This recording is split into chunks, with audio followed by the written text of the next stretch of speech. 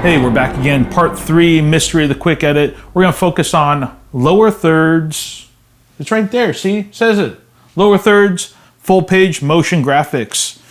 Let's jump in. Let's take a look at what we're going to build right now. So we are in Resolve. Let's make some graphics. We'll make, how about 2 different lower thirds and then a full page graphic. We have a store, a client. How about the client is a fabric store or a clothing store, and let's name that store Fabric Flashers. There it is, Fabric Flashers. All right, I like that. It just so happens that I have a flasher graphic here that I've imported. You can import any logo, any PNG that you just find off of Google or something. Just just something. So let's create this. Let's do a little Fusion. Fusion comp. There we go. I'm gonna go Shift Z to kind of make that full page. Let's jump on into there, right click and open in Fusion. So we could bring this guy in like this, or we could do spacebar and shift and do a loader node and then navigate to wherever we keep our flasher elements and bring them in that way too. That way seems to be a little bit more solid. I've had where, like, if I just drop it in from my bins, the media will unlink, at a later date. The loader node seems to be a little bit more solid and doesn't do that. So I prefer doing the loader node. So let's go ahead and do that. Okay, so we're going to delete that. We'll have this guy on in. We want to be able to make this full HD resolution. So I'm going to bring in a background that's already just set to HD. It just kind of makes it a little bit easier in my eyes. I like to work just everything HD. We'll connect that on in. There we go. Let's go ahead and make this background. Yeah, we'll do white.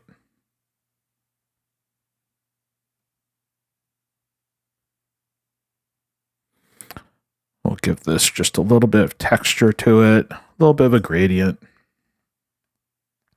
There's our flasher element. Let's go ahead and take this, put transform on it, slide it on down a little bit. We'll take him, put a transform on him. We're going to make him smaller. We'll pop him on up here. There we go. And then let's grab some text, connect that on in. And then what we call this? Fabric Flashers. Fabric Flashers. Find yourself a cool little font. I'm just going to go with my default there. Change the color. Oh, let's go with red. Why not? We can go ahead and manipulate this and move them on over just within the text. Sometimes when I'm lazy, I do that, but I prefer to drop on a transform node and just kind of move them around. So there we go. Kind of got that. We can kind of animate them around and stuff, which we will do animation in series part 5. But right now we're just going to make like a quick little lower third. Let's go ahead and drop some drop shadow onto this. We'll do this all within Fusion here. I'm not particularly a fan of that one. Let's grab the other drop shadow. Jack up the strength just so we can see where it's at. We'll put him about, how about -90? And then drop that on down. That's going to be fine. And then what we can do is move that to the side, move a transform node, bring that on down. If we go Command G, that gives us our grid. I'm going to zoom on out a little bit and bring him on down there. So there we go. So now what we got is we have this element. If we just brought in some sort of footage, we'll put some color bars down below him. There we go. So we got that element slammed down. You could also just move it down within the DVE that's already built in. You could do that too. It's kind of your preference. I prefer to do everything in Fusion. The reason being is what we're going to be leading into in part 5 of this, the animation part. So if you want to just build it that way and follow along with part 5, that'd be great. Let's go ahead and kind of fix this up some. I don't really like the way that gradient is looking. Let's kind of bring this on up here just so we can get more gradient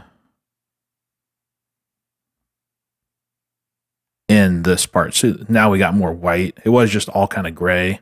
we'll kind of do that so it just looks a little bit more polished right here. So there we go. Become a sponsor today. Message me via the Facebook link below to find out more. We will do another fusion.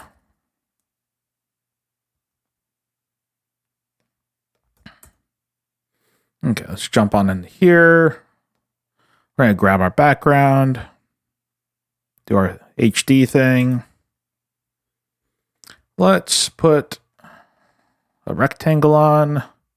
No, let's make it as wide as possible. Make it about like that.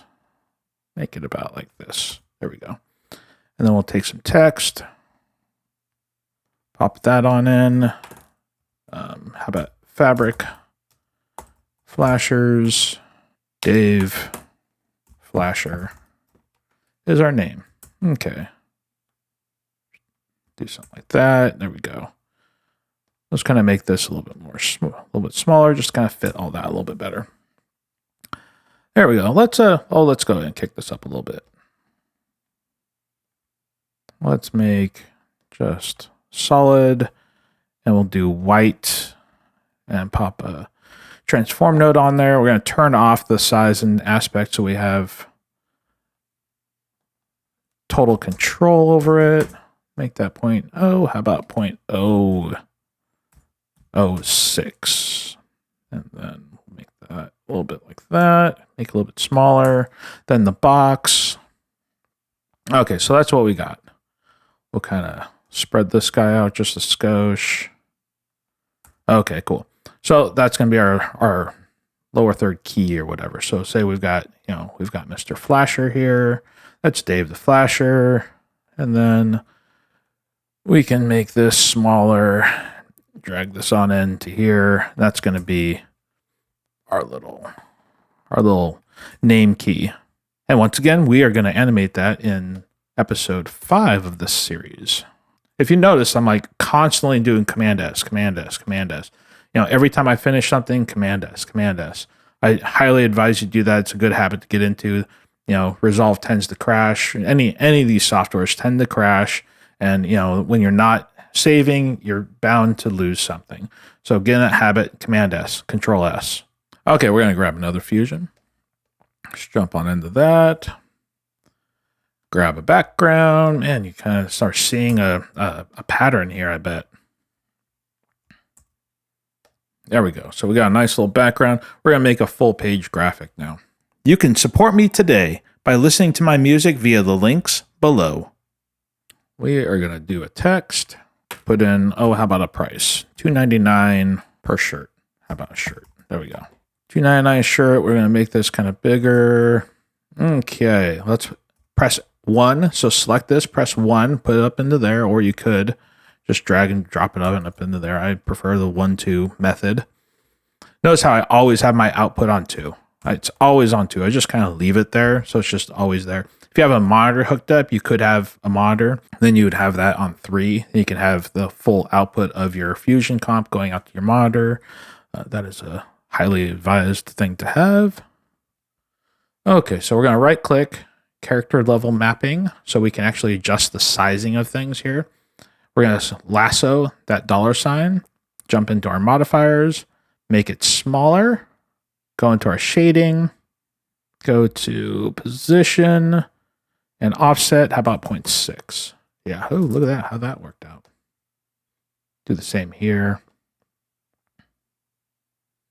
Just make that a little bit smaller. There we go. That looks a little bit more polished. Grab this. So we got that, and then let's grab another background. We're going to make this, how about yellow? About this nice, pukey little yellow. Oh, it's not that pukey. And I like to give it a little bit of character, so we'll just kind of make this a little bit darker, give a little bit of texture there. Grab a transform node, unconstrain it, make that about like that. We're just going to do a whole new text because we don't need all the character mapping and stuff of that. We need just a straight up thing. So how about V-neck shirts? Make this a little bit bigger. We're going to color this. How about we do that? We'll just grab that color there. grab a transform, slide him on over here. So we're going to connect this to the output, which merges it. Move that into that merge. So now we have these two married together. I can then transform it, make it smaller, bring it up over here, something like that. Let's go ahead and grab our color here. Let's make that one yellow too, just to make it all a little bit more uniformed. There we go. What we got here? Yeah, so we can do something like that. Control G to kind of see our outlines. Yeah, so that's kind of a start. We could grab a graphic here. Here, we'll just put our flasher dude in here. Yeah, I know. I didn't do the loader node because I'm lazy right now. Just make him bigger. You know, he's the flasher. The actual text, but we're cheating. Probably losing some resolution there. This guy, let's delete that. Let's kind of rearrange the layering here. I want that CG to be behind that guy. So there, we just move that around. There we go. Okay, cool. So now we're just kind of like making this all more uniform.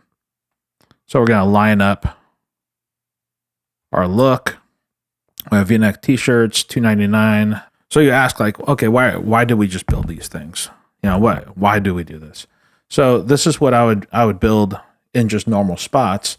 And say like I really liked this lower third graphic or whatever, or this full page. I would then copy this and put it into my timeline template. So it's just there. It's easy for me to grab.